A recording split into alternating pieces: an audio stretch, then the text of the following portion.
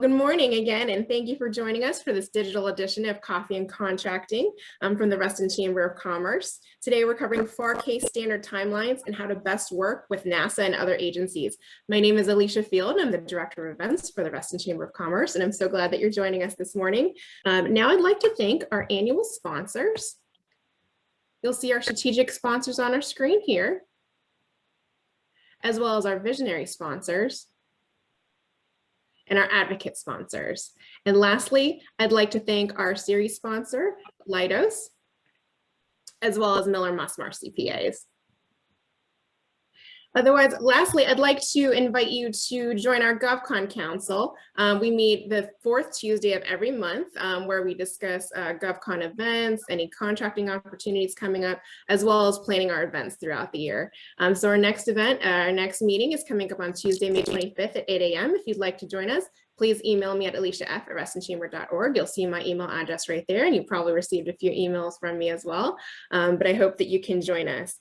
Also, I'd like to say this council, along with our co-chairs, Diana Villanueva of M&T Bank, as well as Valerie Spencer of Didlake, who are both here with us today, help to plan events like today's, along with our largest event, which is coming up, the 9th annual NOVA B2G Matchmaking Conference Small Business Expo. So a lot of you already signed up for that, so we're excited to have you, but that's coming up next Thursday, May 6th, from 8 to 1. And that's a great opportunity for networking, also hearing from keynotes from SBA and Google, as well as some matchmaking opportunities with primes and agencies and education sessions as well. So I hope you can join us. Now it's my pleasure, without further ado, to introduce Ms. Doris Kenley. She's a senior procurement analyst at NASA, and she's going to break down the current FAR cases that affect small businesses and also cover how to work with NASA. So thank you for joining us, Doris. Thank you. Good morning, everyone. As Alicia's bringing up the slides, I just want to say that in honor of our coffee and contracting meeting today, I have out my contracting officer's mug, which reads, "Proud to be a price comparing, product sourcing, supplier purchasing, brilliant buyer." So cheers to us as we go into our coffee and contracting. As Alicia said, I am Doris Kennelly. I work at NASA headquarters in Washington, D.C., often confused with Goddard. People in our area assume that I'm at Greenbelt, which is one of the NASA centers, but I'm at headquarters in the Office of Procurement under Carla Smith Jackson, who is the Assistant Administrator for Procurement, or the Procurement Executive, as most would, which is the most common title people recognize her role as. And I work directly under Julia Wise, who is the Director of the Procurement Management and Policy Division. I know you guys have my bio, so I won't delve into that. You can take a look at any time. I will just say that I've been in contracting for about 18 years now, anywhere from a purchase card holder, contract specialist, contracting officer, all the way up to now a senior procurement analyst. And on the next slide, you'll see the agenda that we're going to be of the items that we're going to go over today. So we started the introduction. We're going to go through some ground rules, as I call them, and then we're going to go right into the small business open FAR cases along with their statuses. And then we'll do the questions at the end, just as Alicia explained. On the next slide, just kind of a banner slide. And on the next slide, we'll go right into those ground rules. You're going to see and hear me reference the FAR case standard timeline, which is the standard timeline for regulatory policy, how a FAR case becomes actual policy or words written in regulatory policy, written into the FAR. So a FAR case is the opening of language that will be, and the processing of language that will be added to the FAR. And we're going to go over those cases, as Alicia mentioned, that affect small businesses, because I have the honor of being on the FAR small business team, in which we vet, create, and process those FAR cases through to FAR policy. But that FAR case timeline is going to show you an estimated timeline, and you're going to see it a minimum of 10 times throughout the presentation, because I give it as a pictorial after each case. But you can find it in the FAR operating guide, which I've given a link to at the end of the presentation, which you guys will receive. But throughout the presentation, I'm going to go over those cases. We're going to talk about the status. We're going to talk about a synopsis. And then we're going to talk about what I find to be the most important piece is the impact versus WIFM. Impact being how this particular rule or FAR case, when it becomes official policy in the FAR and is published, how it will impact industry, government, or both. And then I'm going to answer, or sometimes it affects, sometimes I'm going to answer the impact and the WIFM question, what's in it for me, but sometimes it'll be one or the other. And so the answer to the what's in it for me question is going to be answering how or what, or how rather, how it's going to, what's in it rather for the contracting officer, what's in it for the small business specialist, or what's in it for industry. What do those groups have to gain from the rule? And then the last ground rule, and this is really the only rule on this slide, is no napping. I can't see you guys, but I want to make sure that you're staying engaged. I guess we'll find out at the end with the questions how engaged you guys really were. On the next slide, you're going to see it says banner slide again, but then following that, we're going to go right. Oh, actually, this is that FAR case timeline that I mentioned. You're going to see it again multiple times throughout this presentation.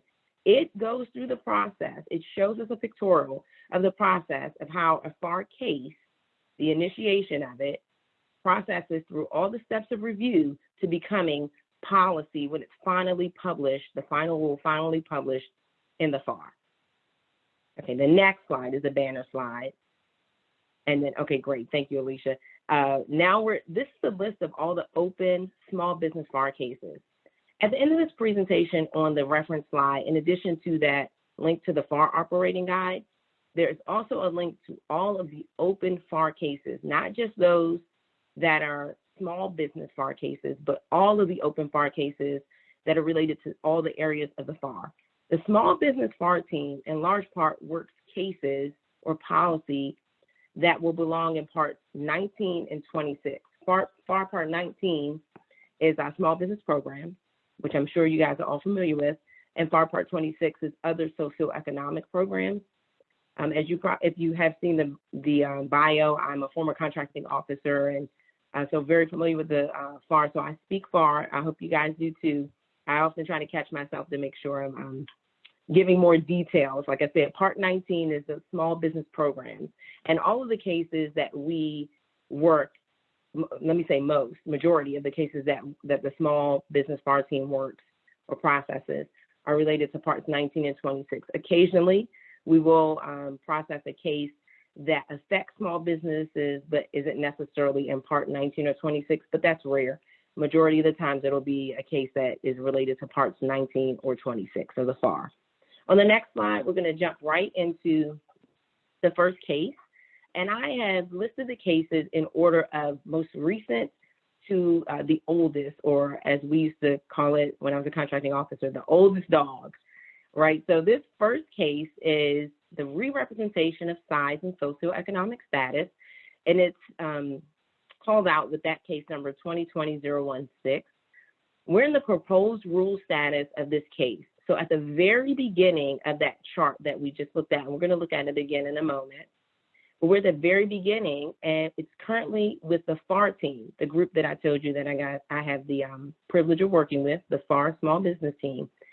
We have drafted a proposed rule. That means that we have taken the language that was in most cases, and it's going to be one of two things that births a case, if you will, or that a case originates from. It's going to be SBA rule, and that's the Small Business Administration having created a rule or proposed a rule to the Small Business Act, or it'll come out of an NDAA, what I like to call edict. This is probably too strong of a word, but sometimes the NDAA will specify that the small business FAR team create policy in the FAR to do that.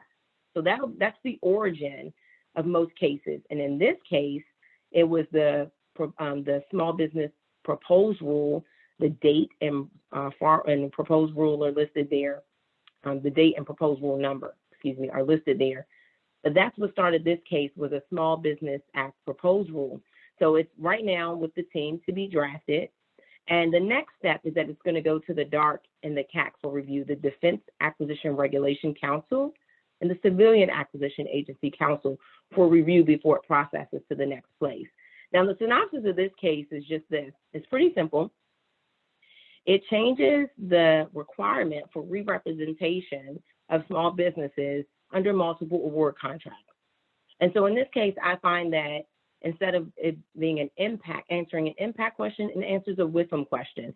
And I think it benefits the contractor because it is going to allow contractors the ability to protest socioeconomic status at the order level of a multiple award contract, right? So if there was a multiple award contract that was for small business set aside, the FAR policy, once it's final, is going to have language in the FAR that's going to require businesses to re-represent their socioeconomic status to ensure, so the contracting officer can ensure that that contractor meets the socioeconomic requirement for that set aside.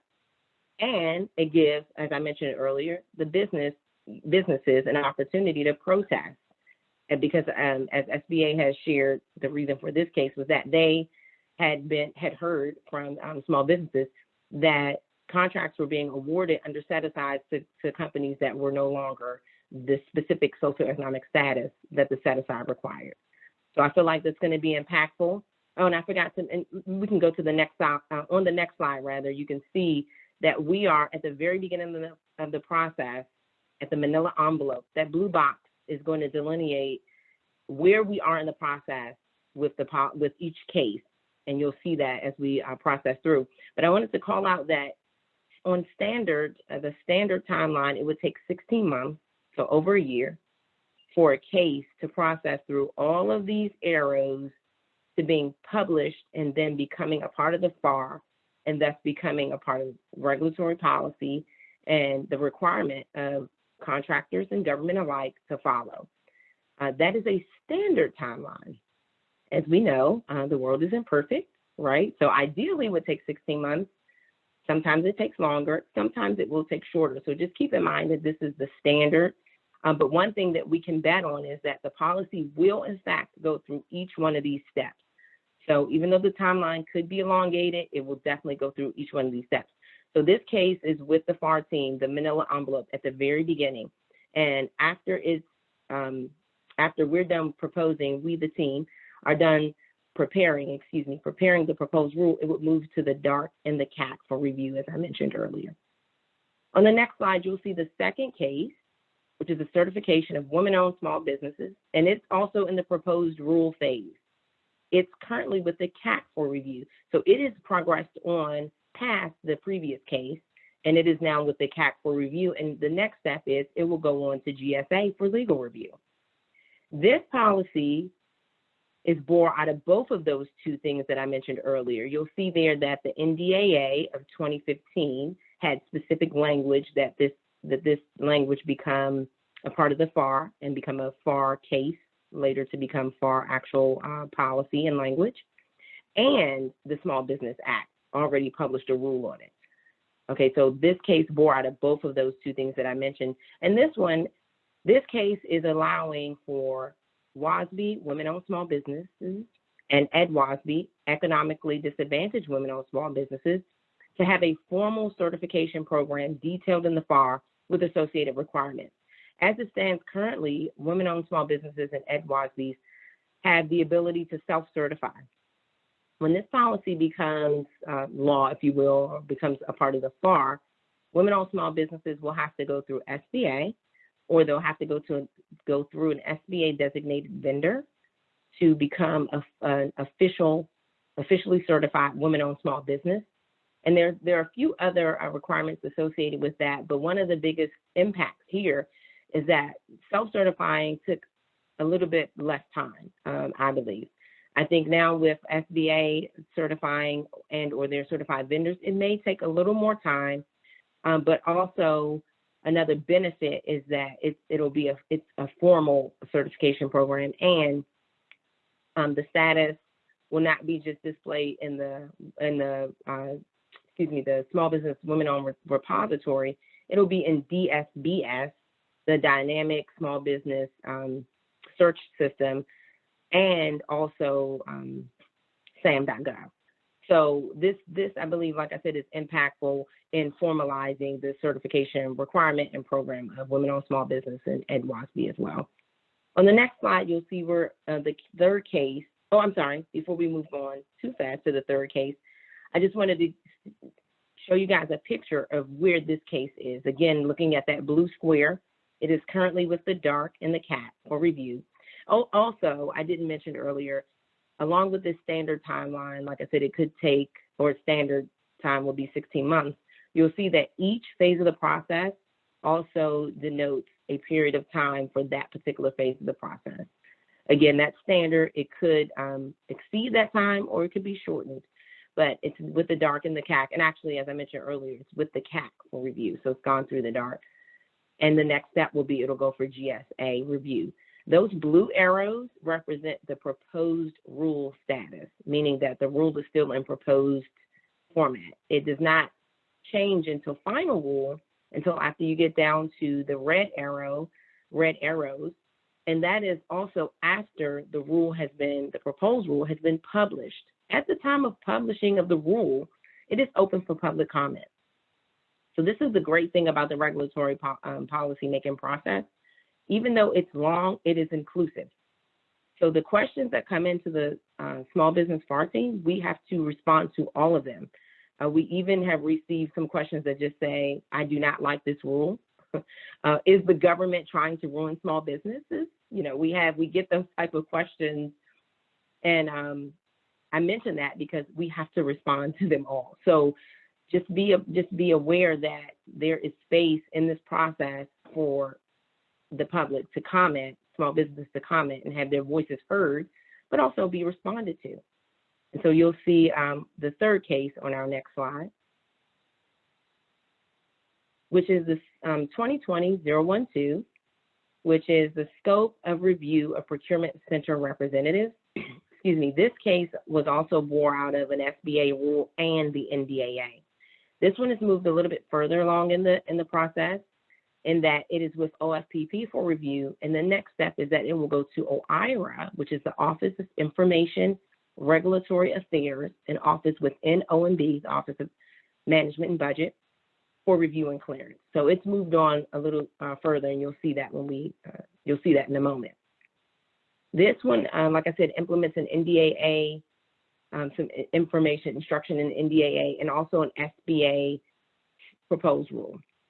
And the impact here is that PCRs, the procurement center representatives, have an added list of procurement actions that they can request to review. As it stands now, you know, before this case isn't final yet. So as it stands now, it's a specific list of requirements that the PCR, who are employees of the SBA, but placed in the government offices, there's a finite list of items that the PCR can ask the contracting officer to review. Well, once this case is final, the PCR will have an added list of procurement actions that they can ask for review, and it's far less limited. So I feel like this is extremely impactful because the PCRs, like I said, they're employees of SBA, and they are advocates, you know, for the small business, obviously. So they can, you know, pull a few threads, ask more questions after this case is final and the language is in the FAR. And you'll see on the next slide, as I mentioned earlier, that we have moved further along in the process, the farthest that we've been, if I'm not mistaken. Like I said, it's with the OSPP for review. It's going to move on to OIRA next. And then after that, you'll see the lady sitting down at the bottom. It'll be published, and that is that place where it'll be published publicly on the Federal Register for public comment. And it'll be out there for a minimum of 60 days for you guys to comment. On the next slide, you'll see our fourth case, which is Small Business Program Amendments case. This case was born out of a final rule for SBA. So the NDAA did not play a part in this one. And it's in the proposed rule state, so it's still in the place of the blue arrows from our chart. And it'll be next going over to OFPP for review because it's currently with GSA for review. So this one is actually one step behind the previous case, even though it was, yeah, that's about right. It's one step behind because it came out, no, actually, it's one step behind, and I'm noticing that it came out sooner.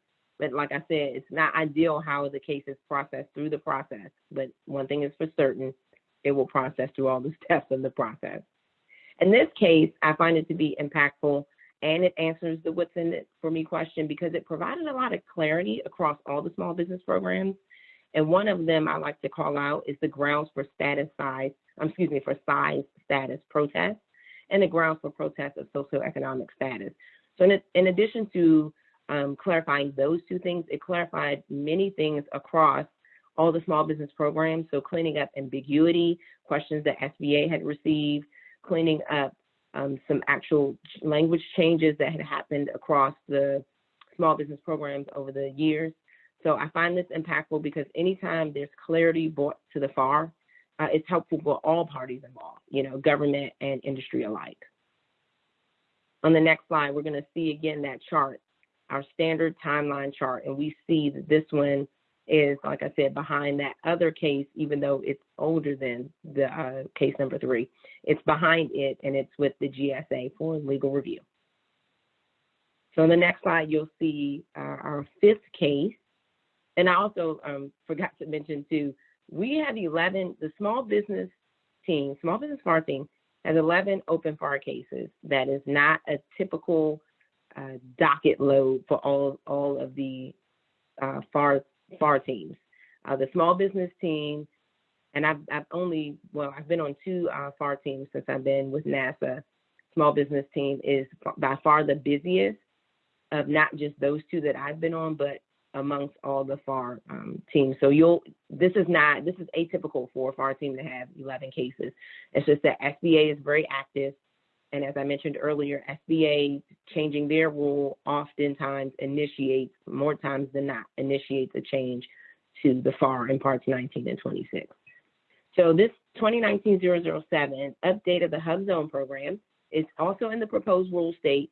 And have no fear, we will see some of those cases towards the end of my presentation that are in the final rule state. So just, don't go to sleep on me and you'll see those. So again, in the proposed rule state, and it is with the Office of Federal Procurement Policy for review. And actually, OFPP has conferred. So it is right on the cusp of being sent over to OIRA for review and clearance, the Office of Information and Regulatory Affairs within the Office of Management and Budget.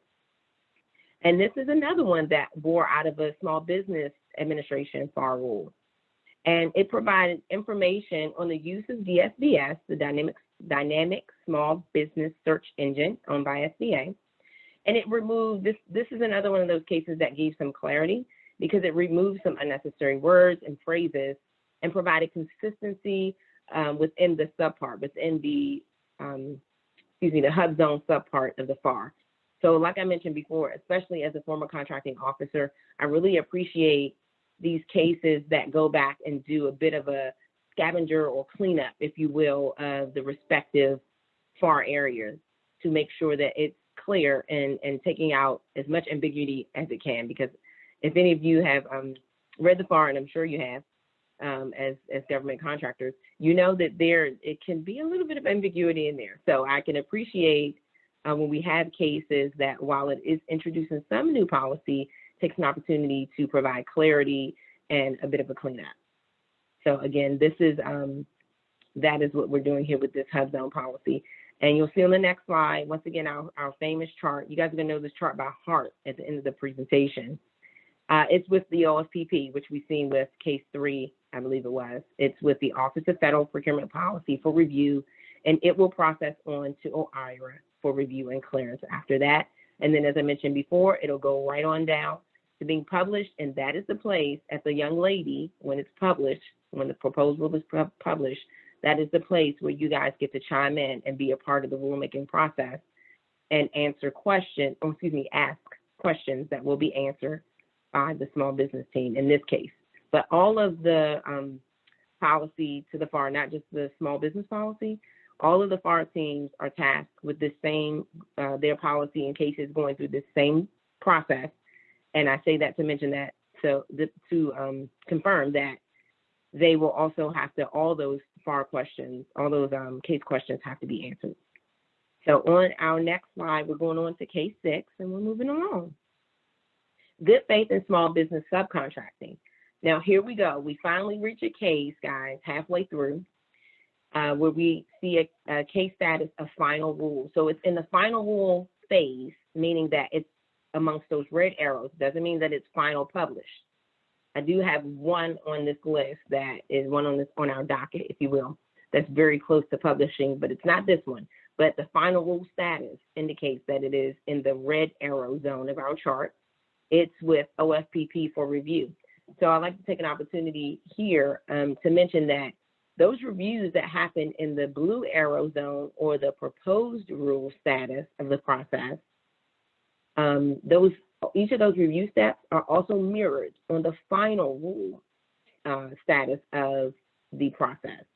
And what happens at the final rule status, or the final rule status, is that the FAR team answers the questions, and sometimes the questions that are submitted by industry change the FAR text that we have put out in the proposed rule.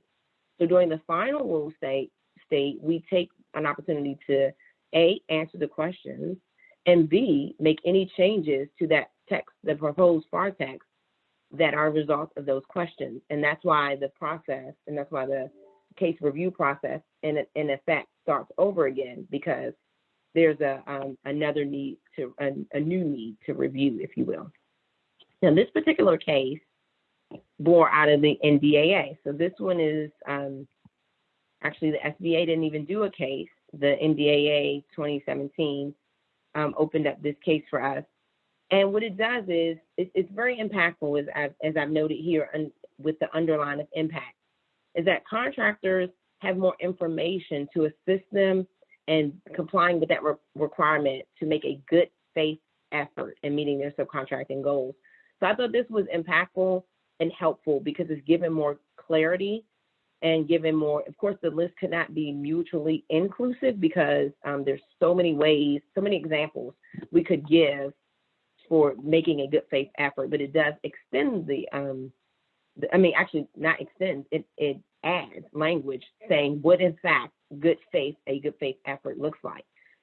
Previous to now, it did not state that, it just said to make a good faith effort. So I find this to be impactful because it gives some teeth to the request of a contractor to make a good faith effort. And now it says you can do thus to make the proposed language says you should do thus to make a good faith effort. And so this case, because it's in the final rule state, even though it's not finally published yet, it's in the final rule state, you can pull this case up in the Federal Register right now. You can look at it and see which questions were asked, how they were answered, and what the final language will look like when it's in the FAR. On the next slide, we're going to see something we haven't seen just yet, is we're going to see that blue square move far along down the process. And you'll see it at the bottom left of your screen. It is with the OFPP for review in the final rule state. You remember the OFPP reviews in the proposed rule state at the top right of your screen.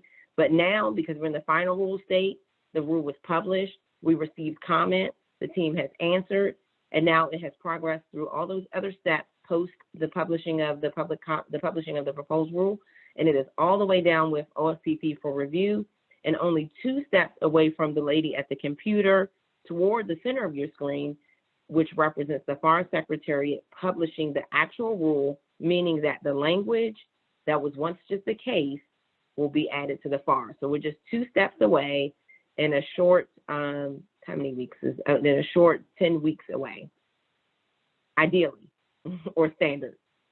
Let's take a look at that 7th case on our next slide, which is the consolidation and substantial bundling case, which is also, again, in the final rule state. It's with OFPP for review on the final rule portion of our chart. So that bottom area, the same as the last case. And it's going to go on to OIRA for review and clearance after it leaves the step it's at now. And this was also implemented by an NDAA of 2016. And you can note by the years of the NDAA when it came out and kind of given a set, it'll give you a little bit of some insight about how long it does really take for these cases to process through, notwithstanding the ideal 16 weeks that, I'm sorry, excuse me, 16 months that we're forecasting, you can see that it can go a little bit longer than that. So this particular case, I think, is extremely impactful. And actually, I could have underlined the WIFM here too, because what's in it for contractors here is that this case, once final, is going to require the government to post 3 notices about bundling and consolidation.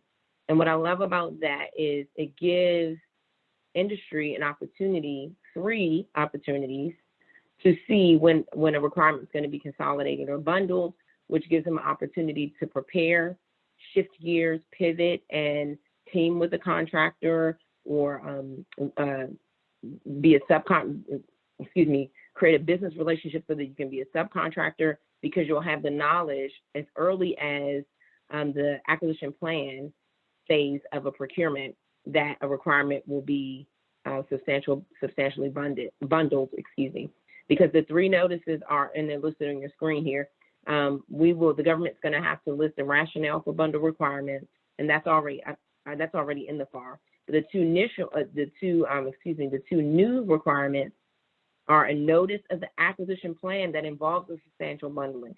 So that's what I mean when I mentioned earlier about so early in the process of a procurement, as early as the acquisition plan, the industry will be notified about the substantial bundling, and then a justification for the determination of the substantial bundling. So from my memory, these will be posted to the government point of entry.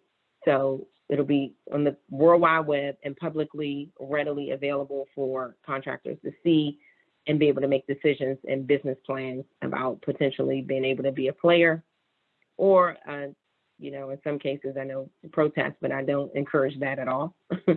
On our next slide, we're going to see that this case is at the same point in the process that case number 6 was. It is with OFPP for review, and 2 mere steps, 10 few weeks away from publishing, ideally. On our next slide, we're going to go into case 8.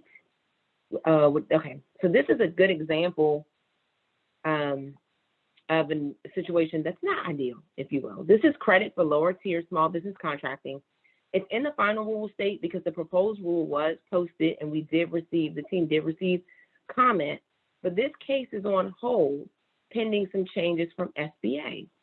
So SBA is preparing to make a few changes to this case, and that means that put our case on pause because we want to align with SBA's rule as best we can to once again try to lessen any ambiguity within our policy and lessen any ambiguity with the FAR policy and the Small Business Act policy.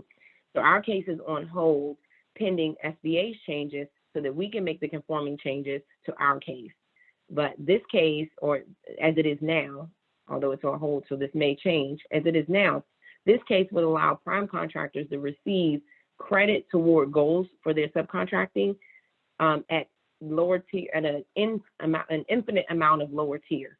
So, and that's where I think that might be what SBA is going to clarify later and put a little more, some more boundaries on that. But I don't know that. I'm just assuming, because the logistics of a contractor being able to receive credit for an infinite amount of lower tier subcontractors could get very logistically unsound, from my perspective. But that is impactful and helpful to industry if they're when they are able to get credit towards subcontracting from lower tier subcontractors. So we'll see what happens with that. Keep your eye out for the next steps on the credit for lower tier small business subcontracting. On the next slide, you'll see that this case, before it was put on hold, on pause, if you will, it was with the DARC and the CAC for review on the final rule status of our chart, final rule portion of our chart.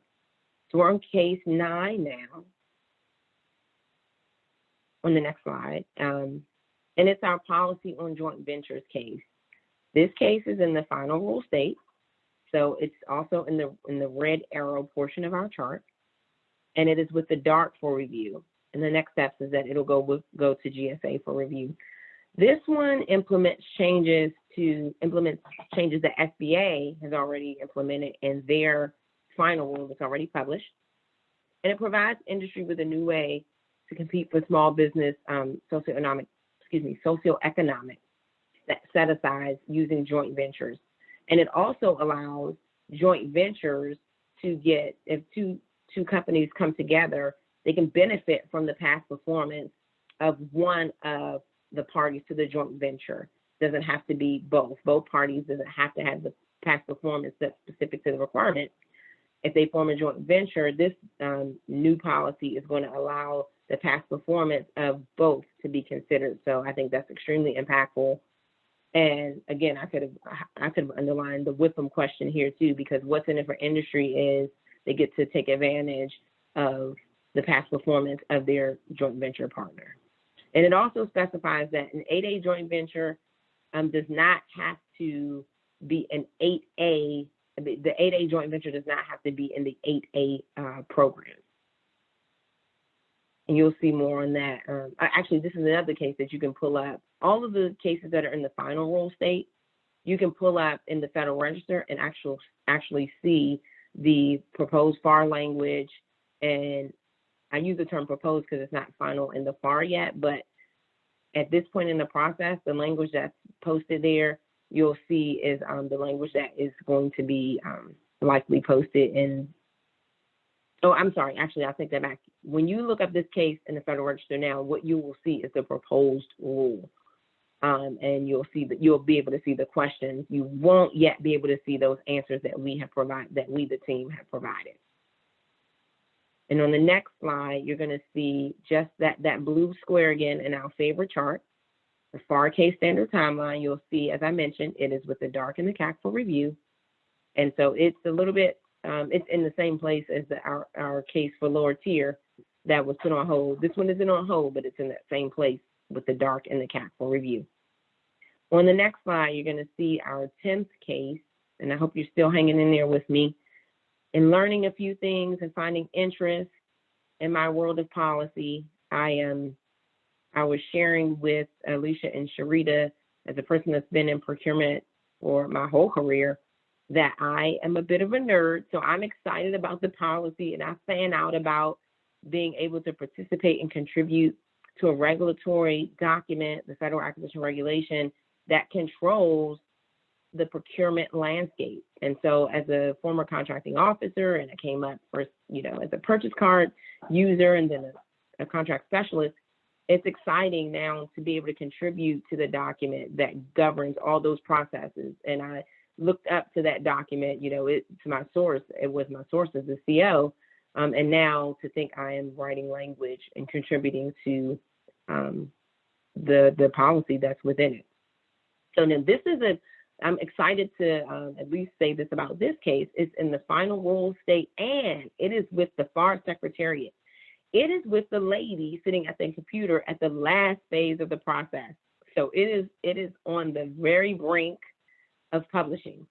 And this case bore out of an SBA rule and an NDAA, like a couple of the others before it. And this one shifts the focus from percentage of work to be performed by a prime contractor to the percentage of the award to be spent on a subcontractor. So it's a subtle shift, but it helps so much. Logistically, it cuts down on the burden of contractors calculating and tabulating the percentage of work. Now they can count or actually look at the percentage of work being performed. They can look at the money being spent. And then another benefit here is that the percentage of award that's spent on subcontractors who are similarly situated, which is a new term that was introduced, meaning a hub zone, subcontracting to a hub zone. For the purposes of limitation of subcontracting, it's not considered subcontracting because that contractor is similarly situated, which gives a lot more leverage to the prime contractor. So I'm looking forward to the benefits of this case, and I'm excited about it, not just because this is one of the cases that's at its end, but that is exciting too. It's fun to have the sense of accomplishment of a case actually being published and seeing that language in the FAR.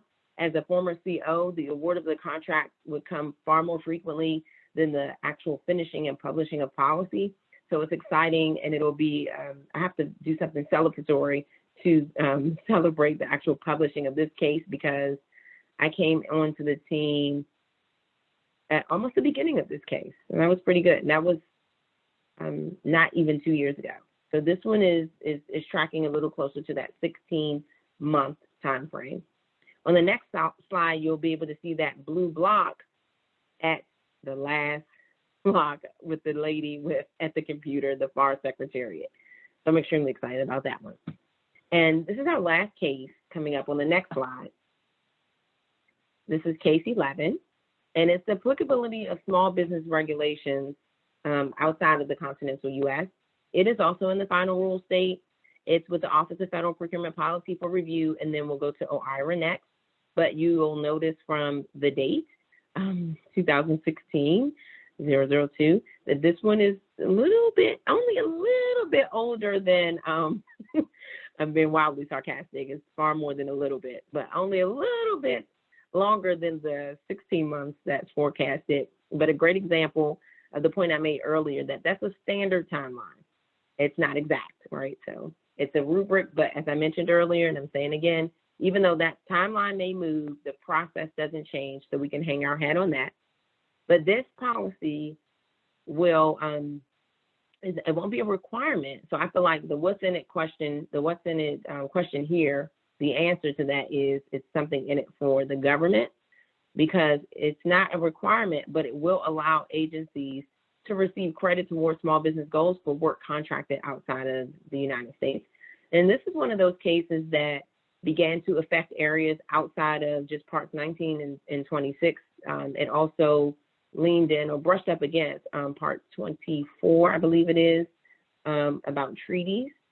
And so in this case, the reason I can see why it's taken so long, because I've had the opportunity to work a bit on this case. And, you know, when we, as I mentioned earlier, the Small Business Act changes and creates policy, and then that births a requirement for us to have a case, us on the FAR team to have a case to change part 19 or 26 or any other related part for that matter. And that's great, because we want the FAR to be congruent with the Small Business Act.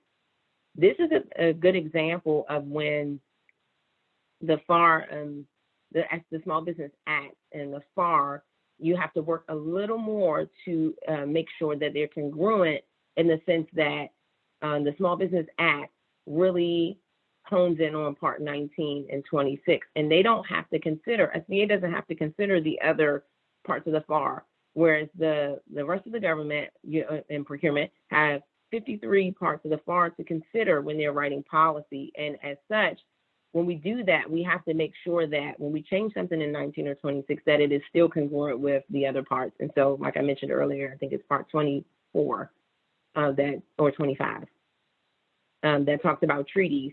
And so we have to, our policy that we've written, the draft policy, we have to ensure that it does not conflict with the other parts of the FAR. And that can be challenging sometimes, and this was a case that showed that. On the next slide, you'll see that our nice standard timeline chart, and you'll see that the blue squares, that this is with OFCP for review, like we talked about. And then it has about 2 more steps, or 10 weeks, as we talked about earlier, before it's finished. And then those are all of the FAR cases that the Small Business FAR team has on its docket right now that we're working. It's 11, and as I mentioned before, I'm almost bragging now. We have bragging or lamenting. We have far more cases than the other FAR teams, but I enjoyed it thoroughly, because it's allowed me to really get my teeth cut on regulatory policy, because there's never a dull moment. We're always vetting cases. On the next slide, you will see those references that I mentioned to you guys earlier.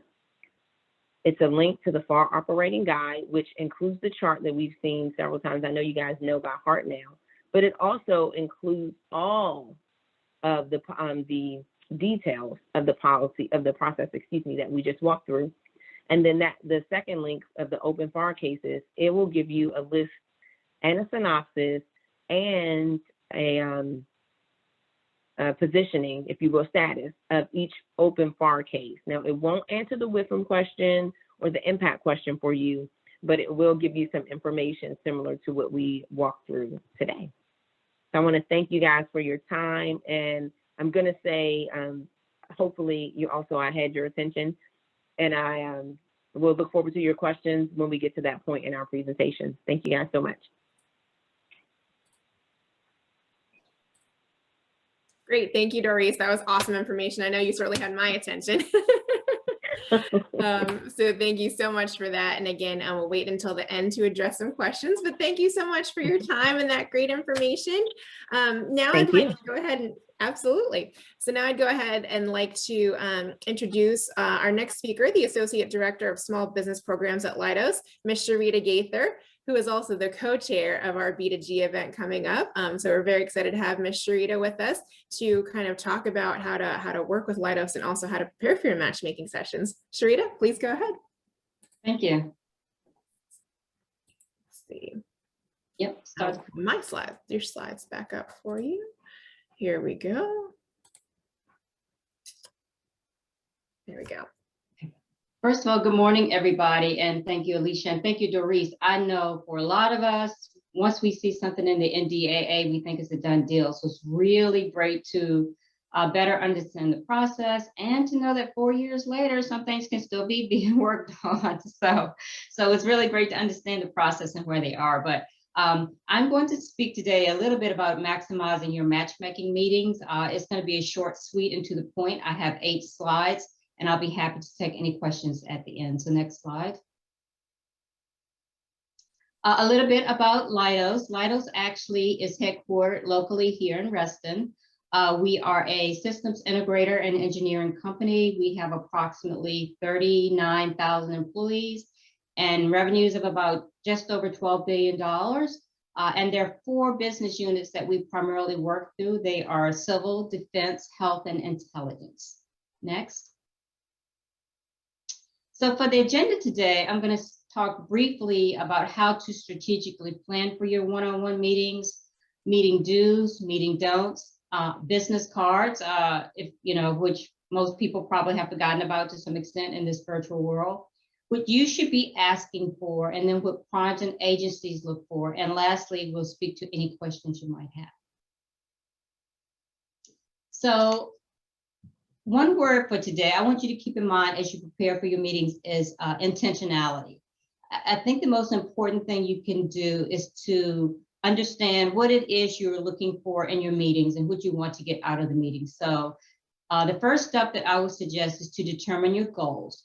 Is your goal to actually strengthen a relationship with a prime I met before? Have you seen Lamella Parnell at a meeting or on a conference that was virtual and you want the opportunity to learn more about GDIT? Do you want to discuss specific opportunities with Leidos? Do you want to make a good first impression with BAE? Or are you simply trying to schedule a follow-up meeting? Did you speak with me and I said I was going to forward your information to BD and Capture and you haven't heard anything? So your intent is, I really want to know what's going on with that. Was I just not chosen? Were they not interested? Or are they still in the process of selecting teammates? Who do you want to meet with and why?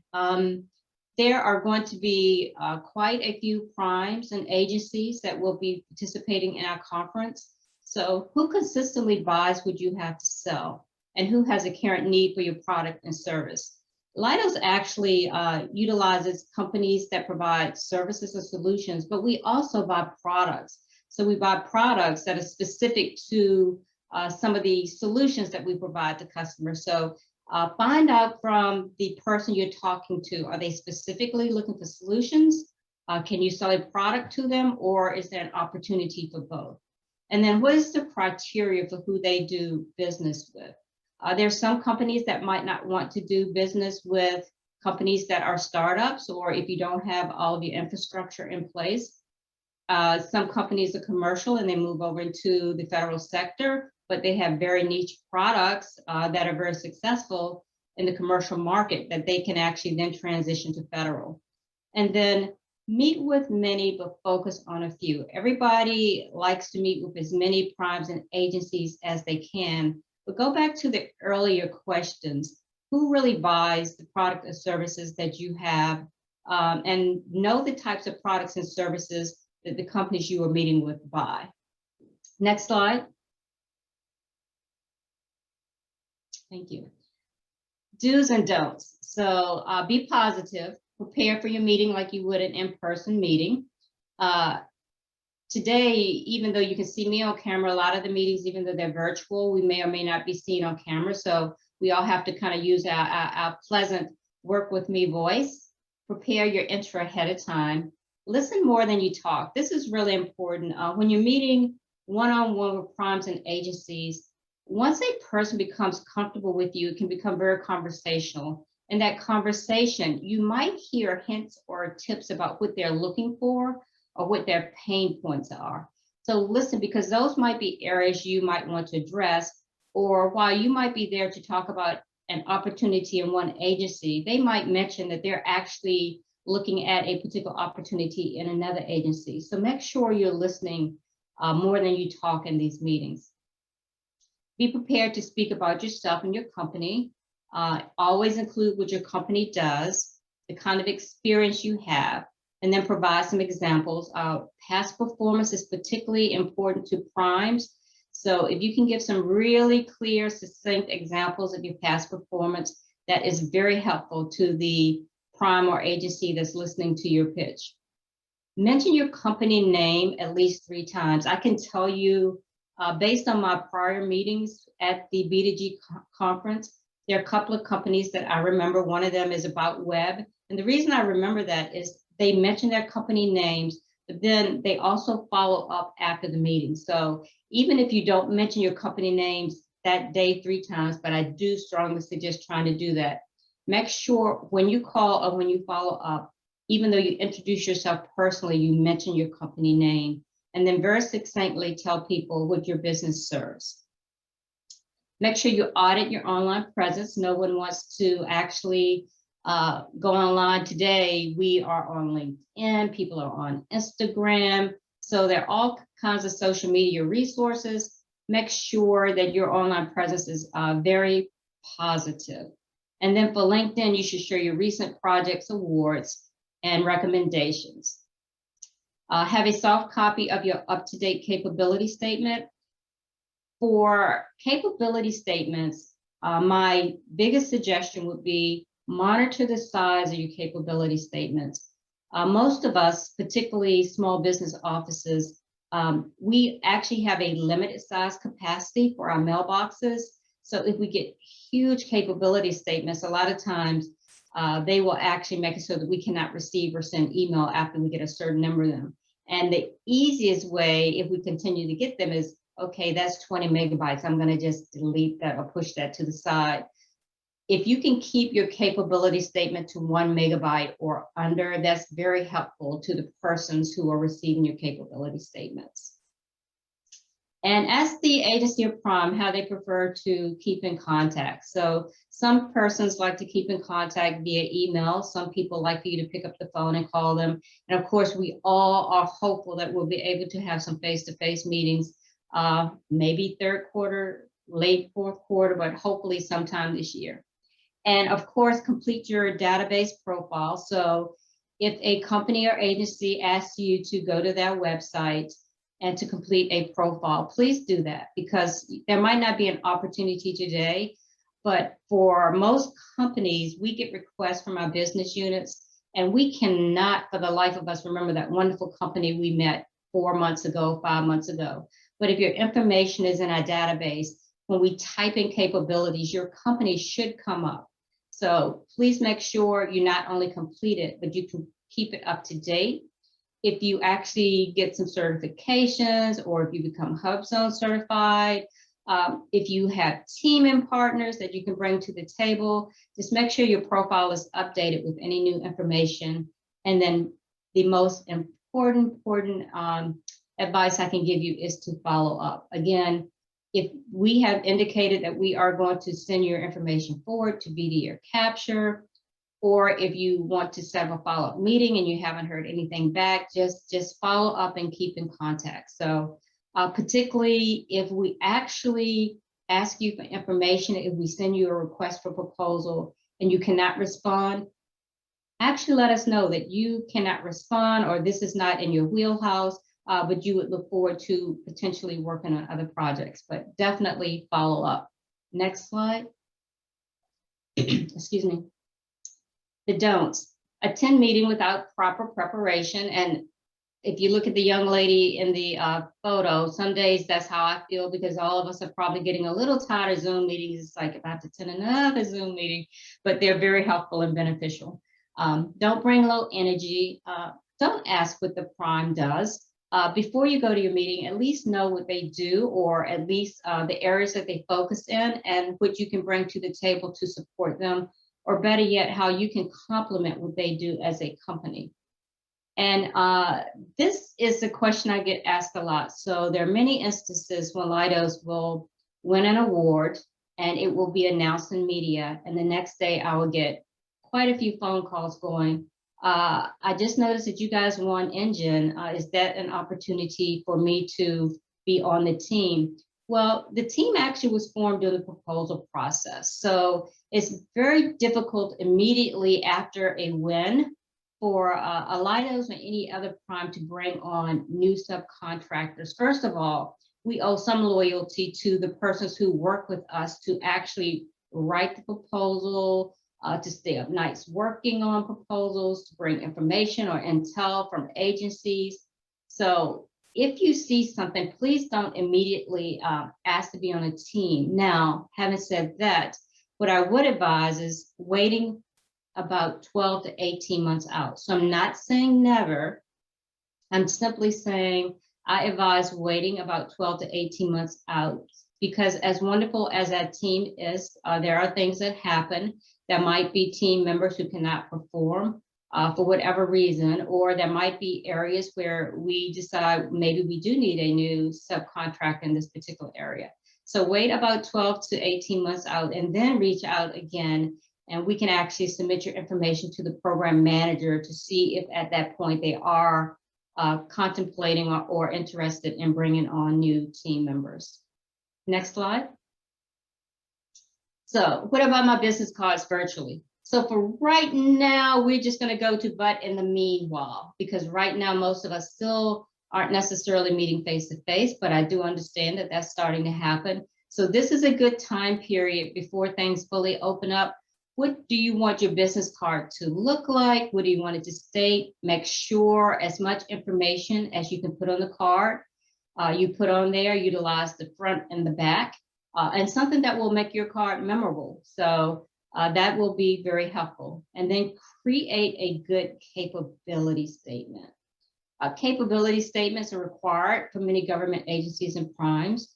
It helps us to understand your company, any certifications you have, your past performance, and then some of the areas where you may have worked with the government or other primes before. It's an introduction document to potential new partners. It's proof of your quals and your past performance. And of course, it can be the differentiator for your company. All other things being equal, if we're looking for a teaming partner, then when we look at your capability statement, if there's something that makes you stand out, it could be something as simple as your company has won awards, your company is in the top Fast 50, or something as simple as that, but something that differentiates your company. So make sure you have and create a really good capability statement.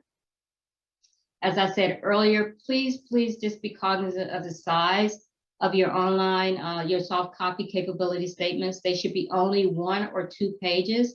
And again, they should include your core competencies, your past performance, and any differentiators you may have. Next slide. So, and when I started out, I said, think about the word be intentional. What is it that you want to get from these meetings, these matchmaking meetings? It's great to meet with Leidos or some of the other large primes that are out there, but what is it that you really want to get from the meeting? So decide what you want to get from the meeting and then ask for that thing you want at the end of the meeting. If you simply want an introduction and you work with Alicia and you're going to meet with that particular company, then that you've already accomplished. You might want to meet with a company to figure out how to best work with that company. What is it that we look for in small businesses? What particular opportunities do we typically see under different business units? What type of products do we buy? Are we willing to actually include you on emails that we forward to the different business units, or do we want you to wait until they express interest? The other area, specific opportunity. Have you been tracking an opportunity for months and you want to know if you can be a subcontractor, or you might want to know if a large prime would be willing to subcontract to you and an opportunity that you are pursuing. And then the other thing would be you might just want to find out if they have a vendor database and you can actually complete a profile so your information will be included when they search for companies. Next slide. Okay, so what primes and agencies look for? As you can see from this first point, our customers rely on us to deliver solutions that are critical to citizens, national defense, and to support individuals in harm's way. So typically, a lot of large primes are not a good place to land your first contract. However, or agencies. So a lot of agencies actually recommend that you try subcontracting first. So that's where meeting with primes is a good area to start. There also can be considerations for looking at opportunities that are either under the simplified acquisition threshold or the micro threshold. For the agencies, most of those are actually set aside for small businesses. So think about the areas where you can win those small opportunities, or what might be typically called low-hanging fruit, and pursue some of those. A lot of times they are easier to win than some of the larger opportunities. Companies possessing key differentiators. So we all look for companies that have niche capabilities. So even if you are a commercial company that has never done work with the federal government, today there are a lot of IOAs out there.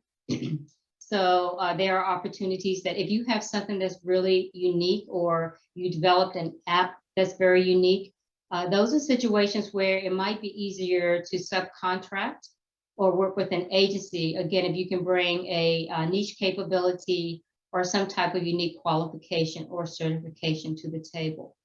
We definitely look for past performance. So if you can actually explain how you've been successful with past opportunities, or if you have kudos from a customer, please bring those to the table. And customer knowledge. A lot of times you may have no past performance. However, you've been walking the halls or speaking with an agency for quite a while. So not only do you know the customer knows you, you know their pain points, you know what they might be looking for in the future. That's very valuable information to a prime contractor.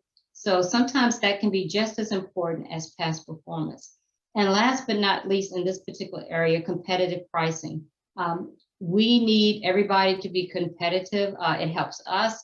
So if you can bring your competitive pricing and rates to the table, that is very helpful. Excuse me. Proven experience and a strong, stable history of delivering on contracts. Of course, that's one of the areas that we all look for. Can you do what you said you were going to do, and can you deliver the product you said you were going to deliver? Again, past performance. We also look for strong financial standing. We check the DMV for all of the companies that want to do business with Leidos. Your socioeconomic status, even though we don't ask you to lead with that, there are times when we might be trying to fulfill a goal, a federal government subcontracting goal, and we might need a hub zone or service disabled veteran-owned company. So actually for us, not only is your past performance important, but if in addition to everything above socioeconomic status, if you have all of that, your socioeconomic status can actually be a plus, because we might be looking for, again, a hub zone or a woman-owned company or a service disabled veteran-owned company.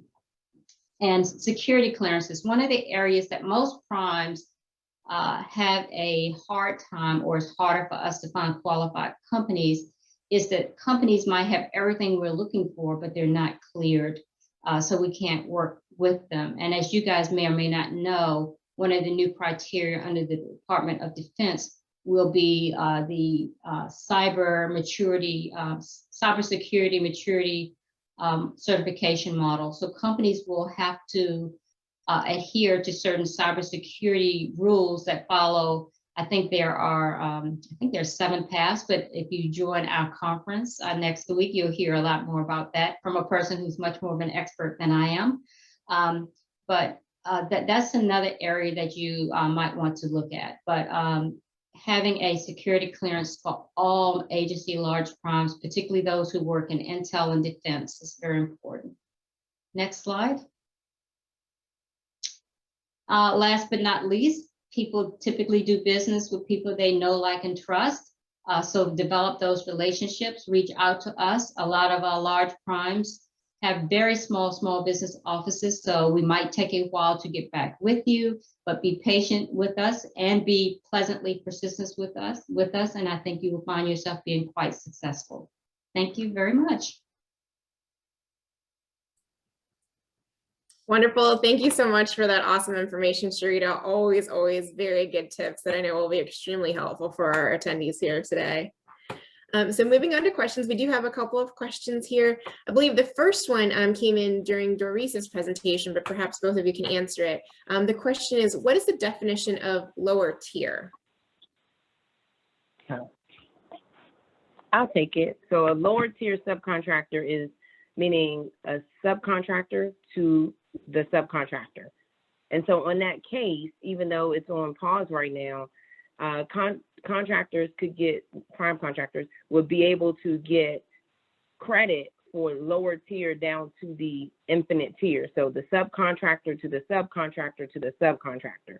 And that's why I said I could see that being a logistical nightmare. And that could be, I'm not certain, but that could be what SBA is correcting while the case is on hold, because they're going to present some new policy. But lower tier just means subcontractor to the subcontractor and so on down. Okay. And I don't know if you want to add anything, Sharita. I do, based on some meetings I've had with Triad and SBA. First of all, you are exactly correct. So if we have a contract with a large sub, we require them to provide to us a subcontracting plan. So they actually have to tell us how they're doing small business.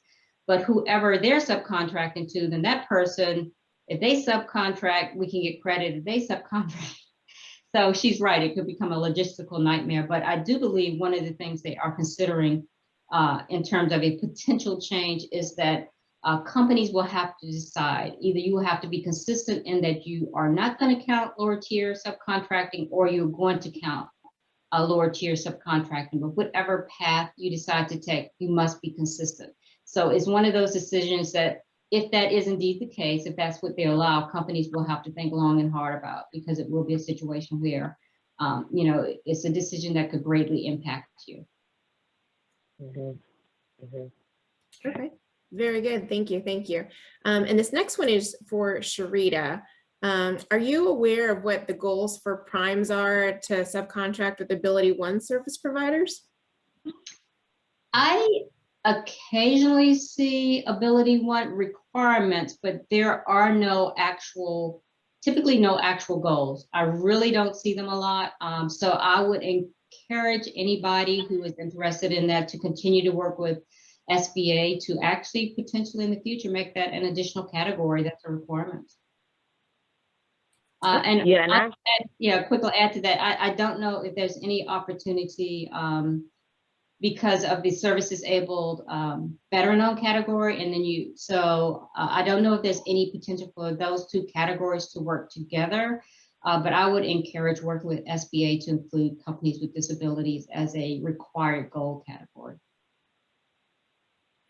Yeah, I was going to add, separate from, not directly related to that question, but adjacent to that question, if you will, is the fact that OMB has given a push for government, so not for industry at this point, but for government to use Mobility One, kind of reinvigorating, you know, on the government side, it's a Part 8 It is a required source ability one, but I see OMB reinvigorating us toward that requirement on the government side. So, you know, not for you guys, that, you know, but on the government side, they're reigniting our will, if you will, to do more ability one contracting.